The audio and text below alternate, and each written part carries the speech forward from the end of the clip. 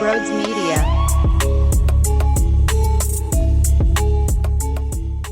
Yo, what's going on, everybody? Welcome on into Sports Talk with Brodes. It's Monday, and it's been a painful Monday.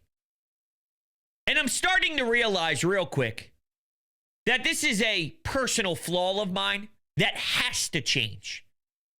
Because Monday after a win in Arrowhead, when your football team is 2-0, should be super fucking exciting.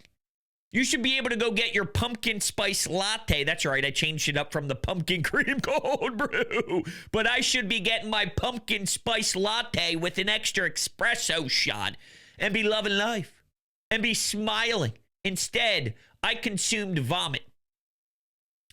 And I kept hearing non-stop garbage takes nationally about Jalen Hurts and how it's clear he's a problem. And there's a common denominator. It's not Brian Johnson. It's not Kellen Moore. It's not Kevin Patullo. The common denominator is QB1. So if you're getting ticked off with the way the offense looks, maybe realize that there's been one man standing here this whole time. And it's a very fucking simple rebuttal. That one man, he is 39-10 in the regular season. How's that for a common denominator? He's 6-2 in the postseason with a Super Bowl ring, 2 Super Bowl appearances, and a Super Bowl MVP. How's that for common denominator? 39-10. That's as dominant can be. How about winning, 16 straight games that he starts and ends? The only time they lose is when he gets knocked out with the concussion against the Washington Commanders and isn't available to return. That's when they lose. How's that for a common denominator? Is it sustainable, they say? Of course, things need to improve, but winning games no matter what, finding ways to win even if it's greasy while it still has to improve, is it sustainable? It's only the 4th or 5th year we're talking about this and asking that question. Something tells me if we're still asking that question, the answer is yes, in some way, shape, or form. That doesn't excuse the fact that it needs to improve. But you need to realize the greatness of the craft. Anyway, as we look ahead here, I do feel sometimes we do blame coordinators when it's more of a lack of execution. I think sometimes it's the easy way to go. It's the easy route. It's the simplest thing to do. But there's times where it's the right fucking thing to blame. Just because it's the easiest doesn't mean that all of a sudden it's not blamable. I'm going to run through a handful of different audio pieces. One locally with Jeff McClain of The Inquirer. One nationally with Dan Orlovsky of ESPN. And then one again locally in Donovan McNabb, who shared his thoughts on the game. And when I hear all 3 of these pieces of audio, it all points the finger in some way, shape, or form at the coordinator and the lack of anything really on his end.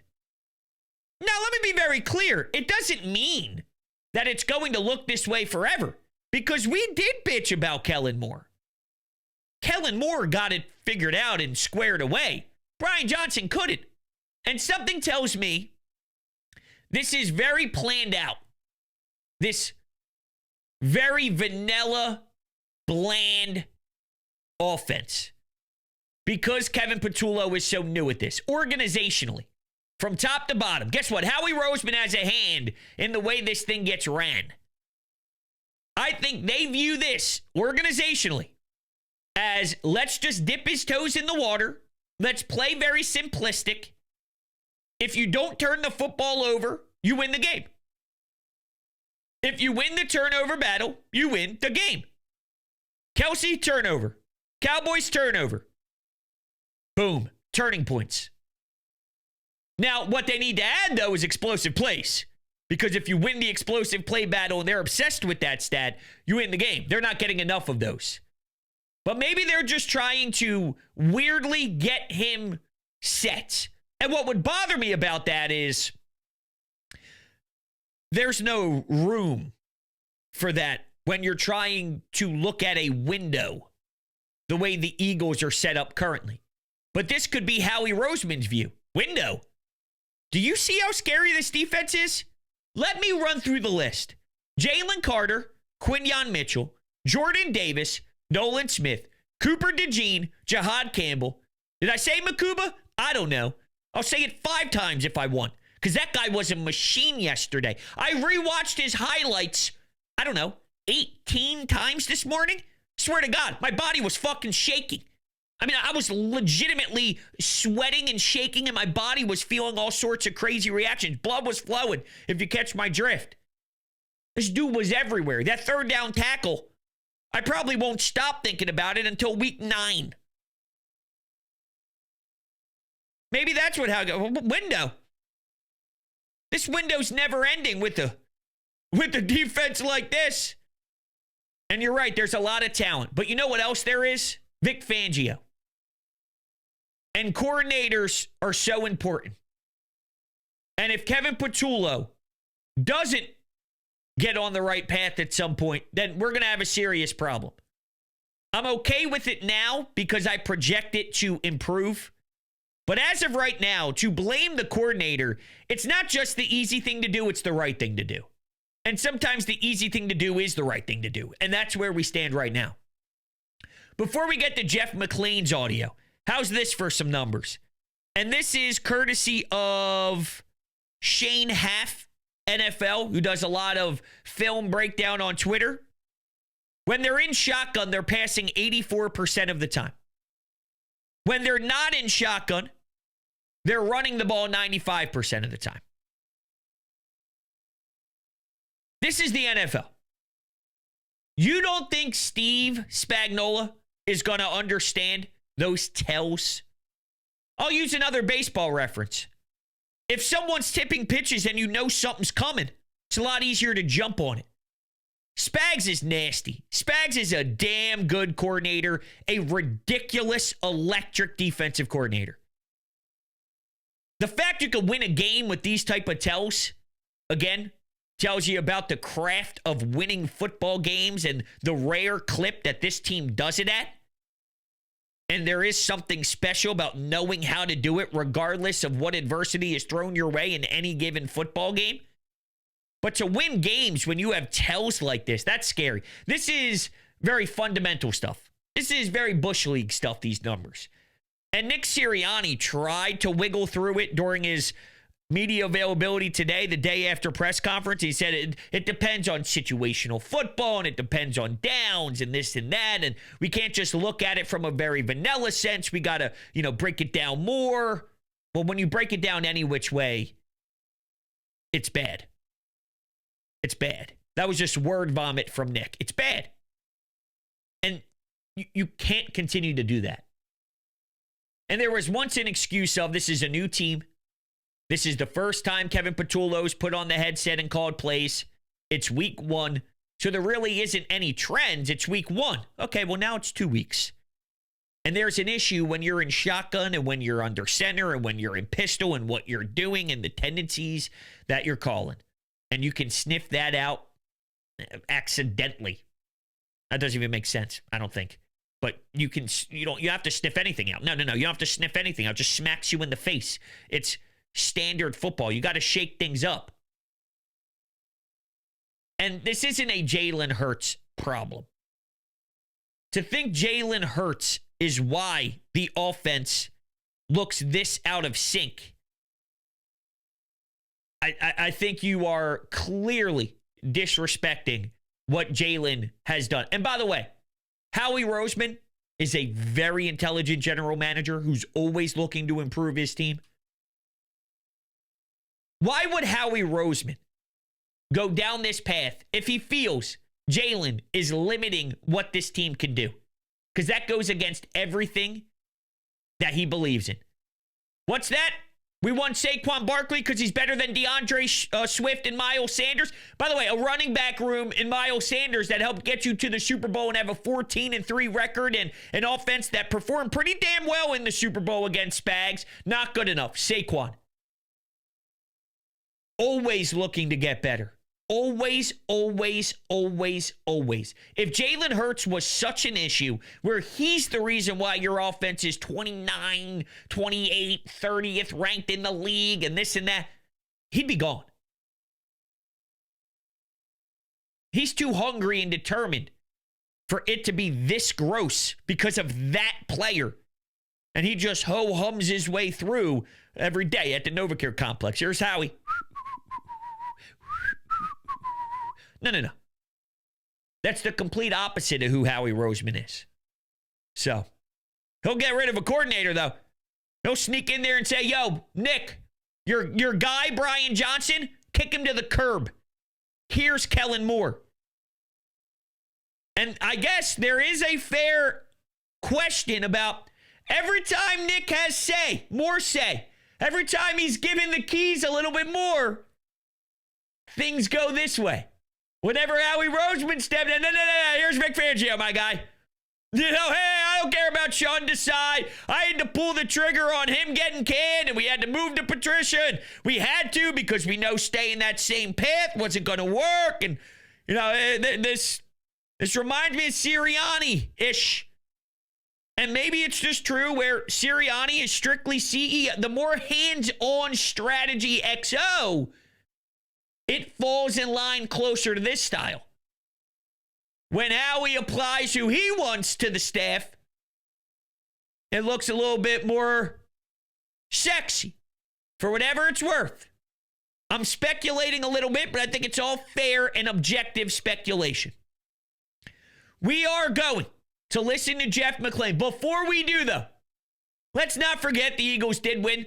And when the Eagles win, and when they lose, of course, because at that point it would just be oh man, I'm disappointed and I would love the best cigar to ever touch my lips, an Emilio cigar.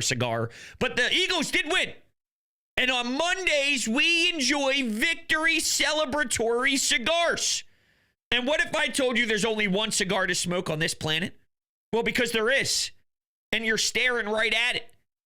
And you could click the link down below in the description. You can use the code Brodes10 at checkout for 10% off your purchase. And it's a no-brainer. Old school roots, new school attitude, locally owned, third generation, made at Fabrica Oveja Negra, Nicaragua. And there's so many different options for you. Listen to me. If you are a fan of cigars, if you are a cigar smoker, do me a favor. Check out their link. Try some Emilio cigars. Get back to me. Let me know what you think, because you're going to say one very simple statement. Brodes, you are the man. Okay, Brodes, thank you. Brodes, I can't see myself enjoying another cigar in my life outside of an Emilio cigar. I know. Make sure you join the Emilio Cigar family today. Let's start with Uncovering the Birds, which is a podcast on the Odyssey platform with Philadelphia Inquirer's Jeff McLane. He had Mike Sealski on, who also does work for the Inquirer, and this is what he had to say about Kevin Patullo. We had an episode just last week about Kevin Patullo looking at the first game. Please go listen to it.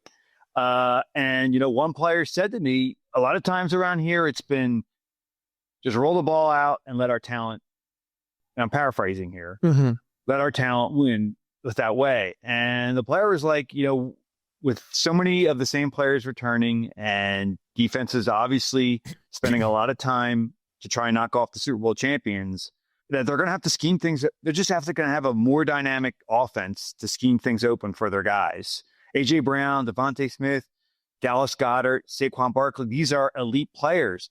But you're going up against, in this league, there is a very, very small margin between the haves and the have-nots. And it's going to be tough if you can't draw up plays to get guys open.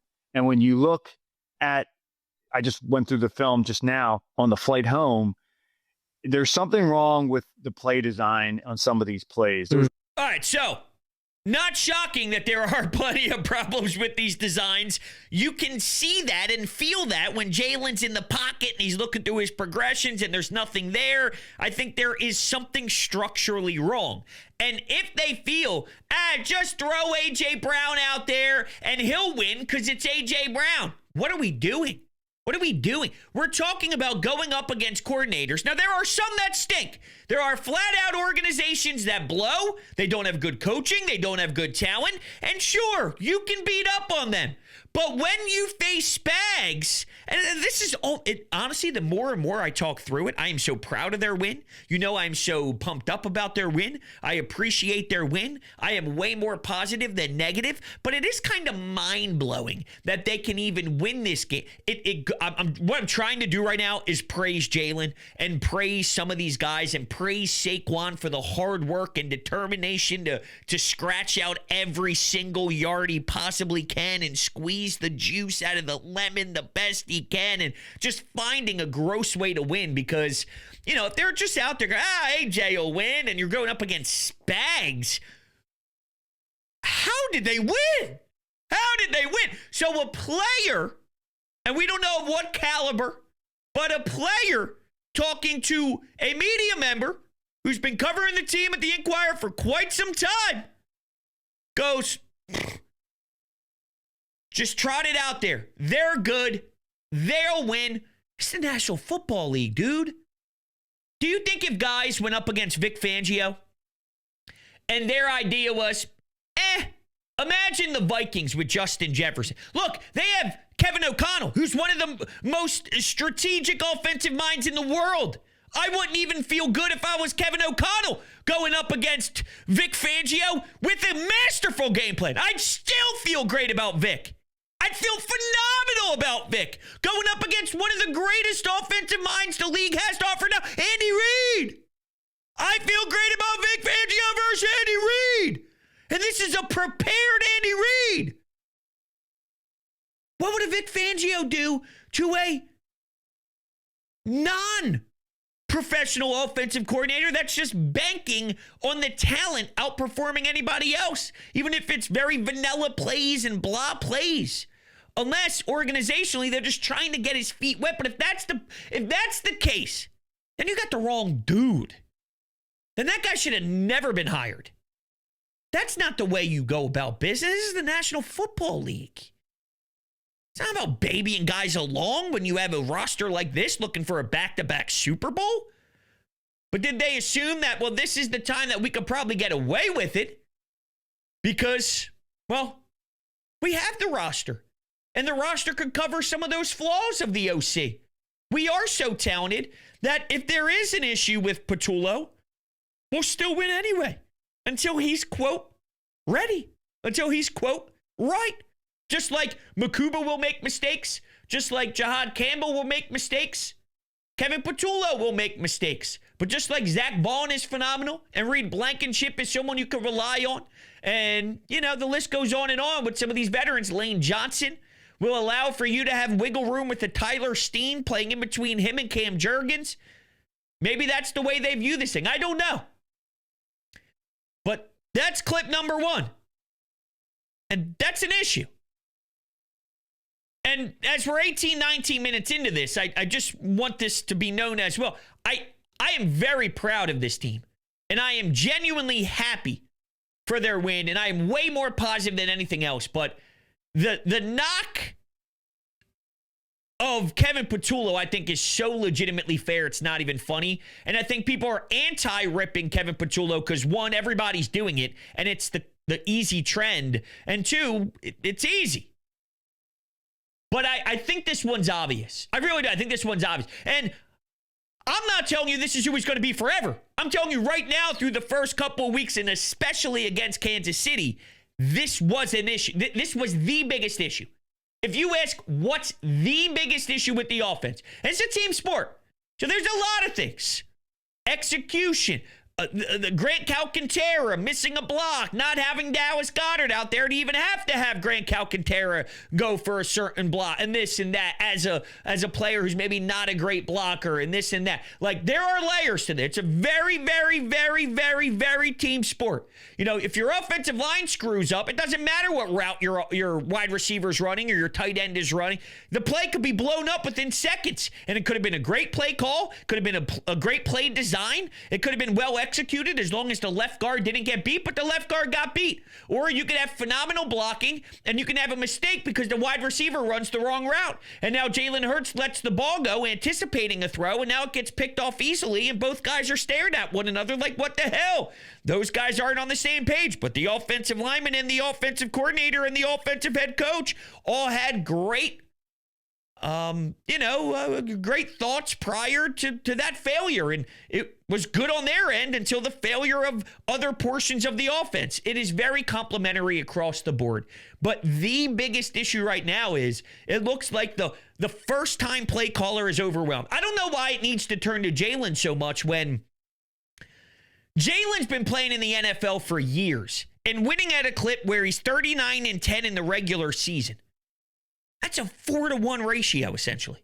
4-to-1 winning ratio in the NFL. Unheard of stuff. Yet it's his fault, but not the guy who hasn't done this before. Doesn't it kind of make sense that it's probably leaning towards the guy who's never done it before? If there's a mistake on the offensive line, I bet you Lane Johnson's the last person to blame compared to maybe a Tyler Steen. All due respect to Tyler Steen, I know Lane Johnson had a penalty, but Lane Johnson's been doing this for a million years. I bet you a Will Shipley probably makes more mistakes than a Saquon Barkley. I bet you Jahan Dotson makes more mistakes than, an A.J. Brown. I mean, it's just what it is. So I don't think it's some asinine take here. Here's Dan Orlovsky talking about the lack of creativity with A.J. Brown. Yeah, the pass game right now feels very predictable, and that's very specific to A.J. Brown. 10 times yesterday, 10. They had A.J. Brown basically line up at the same spot and run essentially the same route. Now, at times it works because he's A.J. Brown, but there has to become more variance in relation to A.J. Brown's route running and what they do off of it. There's a reality where the defense just knew what he was running. Bottom of the screen, he's going to go up 5 yards and run an in-breaker. You're going to motion him 2 or 3 yards outside the numbers. He goes run up 5 yards and basically sit at an in-breaker. He's 4 yards outside the numbers. He's going to go to 5 yards and run an in-breaker. He's going to line up 3 or 4 yards outside the numbers, and he's going to run a 5-yard in-breaker. I mean, these are just way too consistent. Now, they get away with it at times because he is so dominant. But if I'm watching this and you're a defensive coordinator and you're saying when A.J. Brown is 5 yards or 4 yards outside of the numbers, A.J. Brown is going to push up to 5 yards and run a slant or a short in. And so through 2 games, there's just this minimization of the routes that A.J. is running, and there is a predictability. You watched it on the Chiefs. They kind of knew exactly where A.J. was going to go in relation to where he was starting in the game, or at least where he was starting his route lineup-wise and where he ends up. So there needs to be some route variation for A.J. Brown in their pass game to get better. They win the game. They made some big-time plays. But that is something they have to look at. I mean, it's as clear as day. It really is. And that almost aligns perfectly with what Jeff McLean was saying. They may just trust A.J. It's A.J. Brown. Come on. It's A.J. Brown. We're good. Oh, man. Come on. He could beat anybody. And maybe you can get away with it for a snap or two, even when he's slipping. Right? The ball, it's his hand. He's slipping. He can barely see it. It's above his head. He still brings it in. It's crazy. It's absurd. That's the magic touch you have sometimes with the difference maker. And that's great. But that ain't going to fly. This ain't going to fly. It's not going to fly. There's got to be way more variation. You got to be worried that you have 5 or 6 different possibilities playing in your head that he can do. Right now, there's one. There's one, maybe 2, but that's it. You can get stopped in this league even if you are A.J. Brown. They had 100 yards. 100 yards. Something is wrong structurally if you're getting 100 yards. Very happy with the win. Kevin Patullo right now in the structure is out of whack. It's out of whack. It's out of whack. And I give them so much love, and I have so much pride in their ability to win. Look, listen. I didn't see the first sign of something special with last year's team until week 8 versus Cincinnati in the second half. I remember going right here on Brodes Media, which you can listen to on YouTube and Apple Podcasts, Spotify, any of your podcasting platforms. If you leave a 5-star rating and a review, that would mean the absolute world for me. It really does, help out with the algorithm and all. So thank you so much for that. Subscribe, take me on the road with you. I mean, that's a fun car ride. Know me screaming, "You idiot, piece of shit." It's great. But I remember sitting here saying for the first time all year, week 8, second half, I see something they can, quote, build off of. Well, I didn't know if they even had that in them. But there was something. Something finally passed the sniff test. 8 weeks in. I see something that passes the sniff test. This defense is scary. This defense is scary. And Jalen Hurts, he's just a winner. So he passes the sniff test. My point is, I'm already farther along than I was last year. And last year, they did the whole thing, and they had a beautiful journey. And keep in mind, last year, in the beginning of the year, the defense was getting shredded. We're going, you can't stop a nosebleed. This defense stinks. At the end of the year, this defense is, quote, special.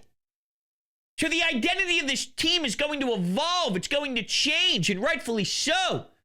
And it has to start with Kevin Patullo. This defense will improve. Even Makuba said it himself. He said, wait until I get comfortable. This is him uncomfortable. Wait till he gets comfortable. We're going to take this up a notch, and it's going to be crazy. So we are way farther ahead emotionally. Personally, this is, than last year. And last year, they completed the mission. So it's not the end of the world. But I want it to be known that I feel very strongly and I'm very passionate. Even though it's a very simple man to point the fingers at and blame, I think we have a serious Kevin Patullo issue right now. Doesn't mean it'll be forever, but right now, there's something wrong with the foundation of the offense, and I got to look at the guy who runs the operation. And I'm even willing this early to say how much of this is Nick, because if Nick and Patullo are the right-hand man and they grew up together in this, then it's all in one. And at some point as a CEO, if something ain't flying, I was actually listening to, I told you, there was a lot of crap today here nationally. I went to New York local sports radio. I went to Chicago sports radio. What else did I tune into? Detroit Sports Talk Radio. I wanted to hear what other teams were saying about their squads after a Monday. I like doing that sometimes. I'm a junkie when it comes to Sports Talk Radio. It is what it is. And they were talking about Brian Daboll and someone who is not on the defensive side of the ball, but as a head coach, if you are seeing something defensively that you do not think is worth working with here, you're the head coach. This W&L goes on you. If your DC is playing 85 billion feet off and you're giving Dak an opportunity to throw a deep ball to Pickens or CeeDee Lamb or anybody else, screw you, dude. Step in and make sure that doesn't happen. Well, same applies here. If Nick Sirianni sees that what Kevin Patullo is doing is crap, you don't just keep the crap moving. You don't just keep the crap going. As a CEO, your job is to oversee. But when it's not aligning, you have to then have some harsh conversations. You don't just hide behind, well, I'm a CEO. I let the other guy. No. CEO means when it's going well, you stay back and you let people cook. But you have to assess as a CEO. And if the assessment is this ain't flying, then you step in. But if he also feels the same beliefs and concepts of Kevin Patullo, then we have a problem. And they do feel a lot. We do know that they have a very similar feel of the game. That's why they've been together in a tandem for so long. So we do know they have a lot of the same beliefs, which could be scary. Okay, here's Donovan McNabb. He was on with the afternoon show. WIP tweeted this out. It's about a 2-minute clip, but I'm just going to play maybe the 25 to 30 seconds of importance here. So here's Donovan McNabb on the offense. I think when I watch the game, I look back and I'm like, well, first of all, Jalen's got a lot of time in the pocket, but I'm like, it should not take that long for us to go through our reads and find somebody to come open in the passing game. So I just think, where's the timing, passing combinations where we're throwing off our back foot, 5-step plant, 3-step plant. I just don't see that right now with us throwing with rhythm in the passing game. So that's because there's a problem. That's because there's none of that involved.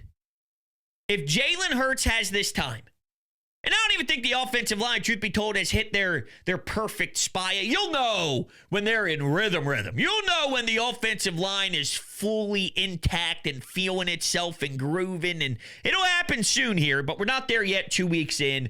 We know what that special feeling is like when you trust the guys up front even more than you do now. But why, when you look through your progression, why does he have so long and he's looking through? It's not because Jalen Hurts is a bad quarterback. Nothing is making sense. Nothing's making sense.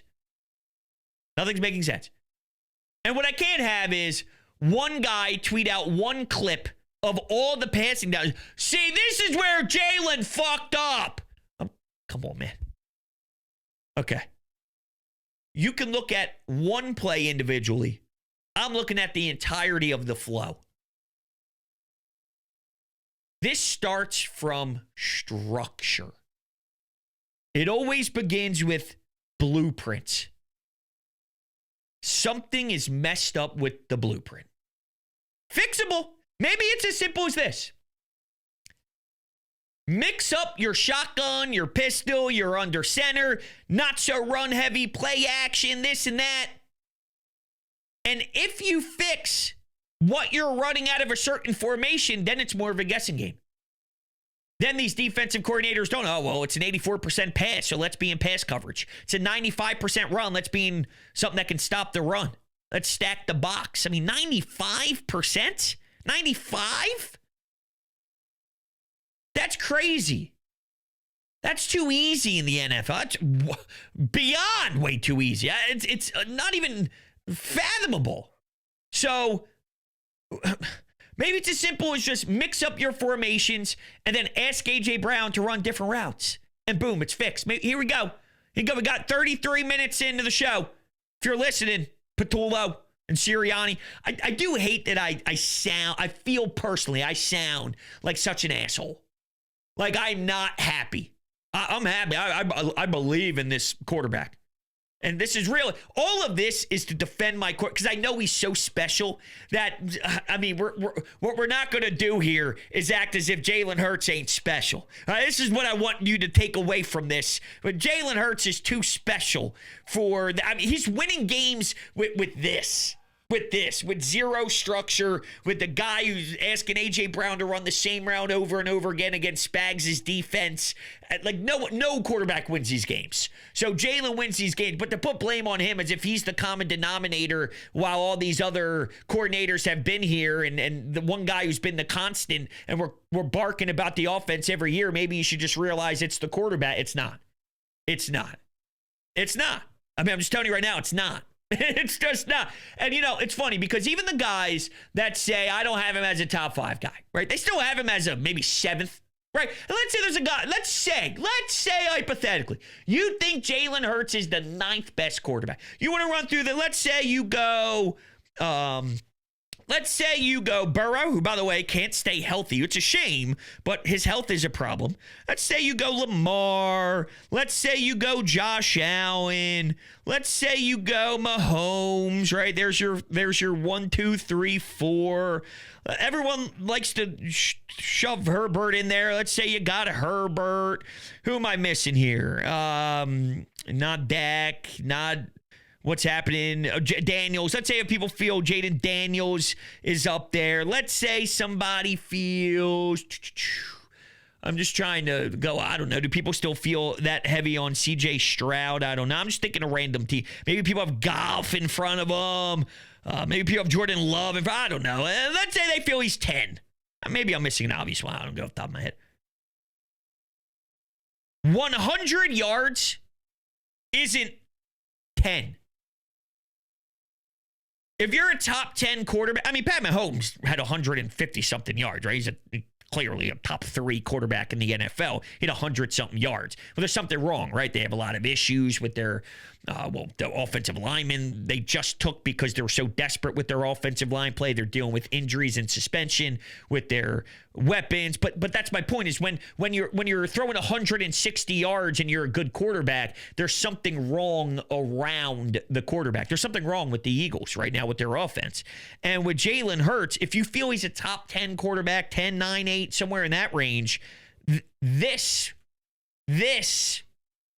isn't what an offense looks like for a 9th best quarterback in the NFL. Because guys who are significantly worse than 9th are putting up 300-something yards. Guys that are 15th, 16th, 17th, 18th in the league are putting up numbers that are better than 100 yards. Now, they may be losing those games, and I'll take the win any day of the week. But that shows and tells me that there's clearly an issue with the style and the ideas surrounding the basics. And I think it's kind of obvious. I do. I think it's obvious. I think we run away from the obvious sometimes because we think it can't be that obvious. But guess what? It's that obvious. You know what else is obvious? How beautiful my lawn is. And I can't thank my friends over at Green Lawn Fertilizing enough. Right now, they have a phenomenal deal for you when it comes to aeration and seeding, and you must take advantage. What if I told you $100 off your aeration and seeding, get the free application in, bada bing, bada boom. All you got to do is click the link down below in the description. It'll tell them that Brodes sent you. They're the experts. All right, I tried to DIY stuff with my lawn in years past, and it got so ugly, it looked like Kevin Patullo's offense. Well, that can't happen. So I went to the ones that sat down with me, and they taught me everything about the steps they were going to take, and I couldn't be more in love. And I truly do find a passion with my lawn now, and I can't thank the experts over at Green Lawn Fertilizing enough for that. And you should absolutely 1,000% check out the services that they can provide for you. And of course, aeration and seeding, now is the time. So check it all on out down below. With that, thank you guys so much for hanging out with me. Go Birds! And I'll talk to you on the next one.